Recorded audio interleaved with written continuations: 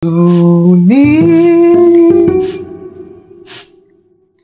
nalabing malabang. Nay, ito na po yung bill ng kuryente natin. Yung bill ng kuryente? Meron na? Eh, bilis naman talagang dumating ang bill ng kuryente natin. Parang nakaraan lang ay nagbigay. Ngayon, bill na naman. Magkaroon naman kaya yan.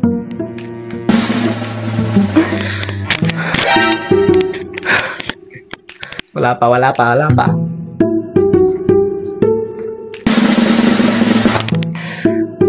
Uy, nangyari? Bakit naman ganito kataas yung kuryente natin? 5,000?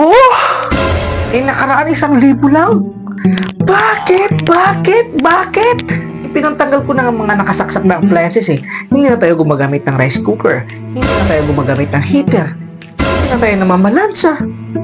Gusot-gusot na yung damit ko ngayon, hindi ko nga naplansa eh. Bakit ang taas pa rin? Talaga mataas pa sa BP ko.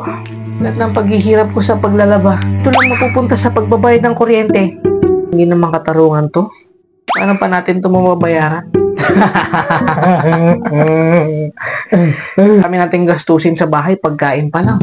Tubig, gamit ng mga bata. Ni lipstick at panty at bra. Hindi na ako makabili. Iuunahin natin tong kuryente. Naku anak, mamaya natin buksan yung kuryente. Siguro mas mainam, mas mabuti siguro tayin muna natin yung kuryente at wala na munang gagamit ng kuryente. At baka wala tayong ipambayad dyan sa kuryente at maputulan tayo. Sige anak, switch off mo muna yung safety box natin. Ha? Brown out? Brown out? Brown out nga mahal. Wala namang kuryente. Hindi naman tayo makakapanood dito buong araw. Eka lang. Anak, i-on mo ulit. I-on mo. Taas. Ayan na. Ayan na mahal. Ayan. Bumalik agad yung kuryente. Ayan. Sige.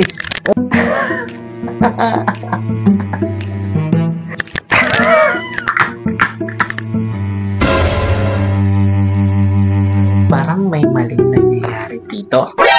Anak. I-off mo ulit. I-off mo. Huh? Brown out na naman, mahal. Ano ba yan? Brown out. Sinasabi ko na nga ba may nakatap sa kuryente natin. Umanda sila.